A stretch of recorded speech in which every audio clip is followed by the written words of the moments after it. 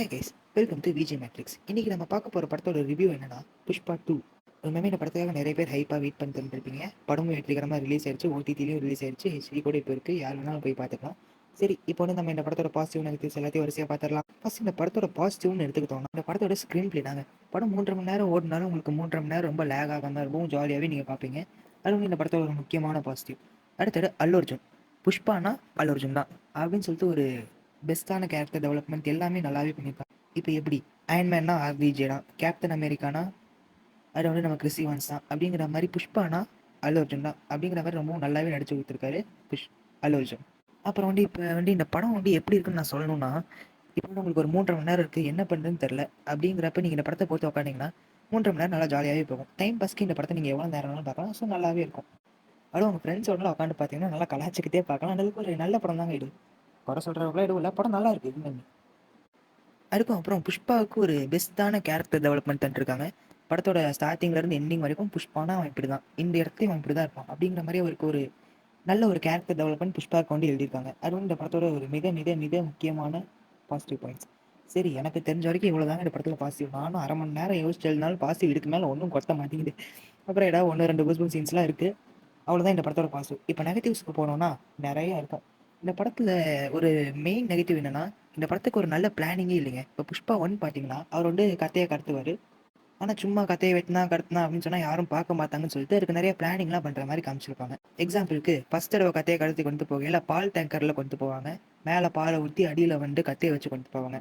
அது ஒரு நல்ல பிளானிங். அதுக்கப்புறம் நடுவில் போலீஸ் ரைடு வருதுன்னு தெரிஞ்ச உடனே எல்லா கதையும் தூக்கி ஆற்றுல போட்டு போய் டேம் ஆஃப் பண்ணி விட்டுருவாங்க. அது வந்து ஒரு நல்ல ஒரு பிளானிங். இந்த மாதிரி அந்த புஷ்பா 1 படத்துலேயே பார்த்தீங்கன்னா 2-3 சீன் இருக்கும். ஆனால் இந்த படத்தில் அந்த மாதிரி பிளானிங் சீனுங்கிறது அவ்வளோக்கா எதுவுமே இல்லை. ஒரே ஒரு சீன் தான் இருக்குது, அதுவும் நல்லாவே ப்ரெடிக்டபிளாக தான் இருக்குது.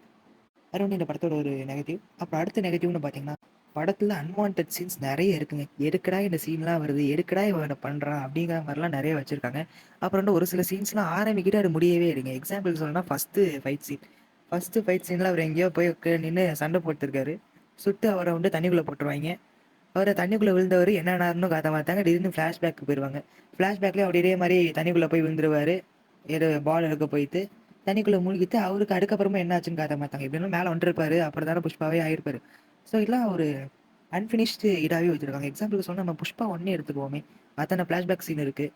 அப்பயே புஷ்பாவோட கெத்து என்னன்னு தெரியுமா அப்படின்னு சொல்கிற சீன்லலாம் நல்லாவே காமிச்சிருக்கு. ஆனால் இங்கே எனக்குள்ள அப்படி வச்ச சீன் ட்ரை பண்ணியிருக்காங்க, அந்த சீனை வந்து அவங்க முடிக்கவே இல்லை. அது வந்து ஒரு பெரிய நெகட்டிவ். அப்புறம் இந்த படத்தோட ரன்னிங் டைம், அப்பா ஐயோ பார்க்க எனக்கு தலையே வலிச்சிருச்சுங்க. 3.5 மணி நேரம்.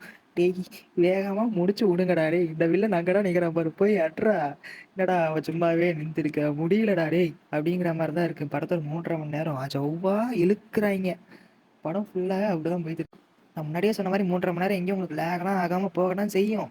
இருந்தாலும் 3.5 மணி நேரம் ஒரே இடத்துல உட்காந்து அவர் பேசுகிறதே பார்த்தோன்னா எவனுக்கு தான் காண்டாகாமல் இருக்கும். ஸோ அது வந்து ஒரு மிகப்பெரிய ஒரு நெகட்டிவ். படத்தை இன்னும் கொஞ்சோண்டு ஷார்ட் பண்ணியிருக்கலாம்.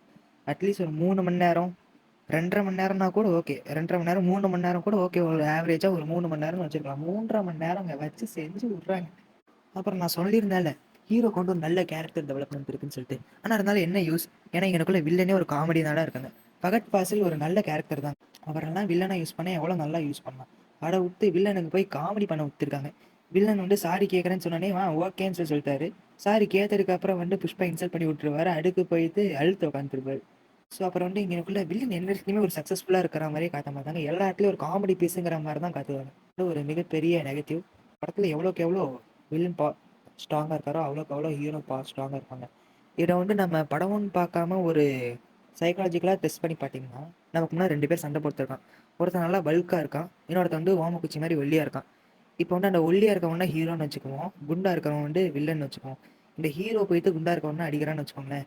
ஹீரோ வந்து ஒல்லியாக இருக்கவர், ஆனால் குண்டா இருக்கிறவர் வந்து ஜெயிச்சிட்டாரு அப்படிங்கிறப்ப உங்களுக்கு எவ்வளோ ஒரு ஒரு ஷாக்கிங்காக இருக்கும். அடி இப்போ அந்த குண்டா இருக்கவன் தான் ஹீரோ, ஒல்லியாக இருக்கவன் தான் வில்லன் வச்சுக்குவோம். குண்டா இருக்கவன் வந்து ஒரே அடியில் ஹீரோவை சாச்சிட்றான். ஹீரோ வந்து ஒரே அடியில் வில்லனை சாச்சிட்றான். அப்படி இருக்கையில் நமக்கு எப்படி ஒரு இது இருக்கும்? ஆமாம், அதுதான் தெரியுது, இவன் வந்து இவன்லாம் ஒன்றுமே இல்லை, இவன் கூட மோடி போய் நீ வந்து ஜெயிச்சானு நீ பெரிய ஆளடா அப்படிங்கிற மாதிரி தான் நமக்கு தோணும். அப்படிதாங்க வில்லன் எவ்வளோக்கு எவ்வளோ ஸ்ட்ராங்காக இருக்காரோ அவ்வளோக்கு எவ்வளோ ஹீரோ ஸ்ட்ராங்காக இருக்கணும். எனக்குள்ள கேரக்டர் டெவலப்மெண்ட்டும் வில்லன் அவ்வளோக்காக கொடுக்கல. லாஸ்ட்டில் வில்லனும் ஈஸியாகவே தற்கொலை பண்ணிக்கிற மாதிரி காமிச்சிட்டாங்க. அதுவும் நல்லா இல்லை. அதுக்கப்புறம் நான் முதல்ல சொன்னேன், இந்த படத்தில் வந்து புஷ்பாக்கு மட்டும் தான் கேரக்டர் டெவலப்மெண்ட் இருக்குது. புஷ்பாக்கு கேரக்டர் டெவலப்மெண்ட் நல்லா இருக்குது, ஆனால் புஷ்பாக்கு மட்டும் தான் கேரக்டர் டெவலப்மெண்ட்டே இருக்குது. கூரோட ஃப்ரெண்டுக்கு வந்து கேரக்டர் டெவலப்மெண்ட் இல்லை. ரஷ்மிகா மண்டனாவுக்கு வந்து கேரக்டர் டெவலப்மெண்ட் இல்லை. அவங்களோட அம்மாவை அவ்வளோக்கா காட்டவே இல்லை. சித்தப்பான்னு சொல்லிட்டு அந்த சிஎம் வராரு, அவருக்கும் அவ்வளோக்கா காட்டல. ஸோ புஷ்பாவை தவிர யாருக்குமே எங்களோட கேரக்டர் டெவலப்மெண்ட்டே பண்ணல. அது வந்து ஒரு பெரிய நெகட்டிவ். அப்புறம் வந்து இந்த படத்துக்கு பார்ட் 3க்கு வேற லீடு கொடுத்துருக்காங்கங்க. அட பார்க்கையில எப்படி இருக்கு தெரியுமா?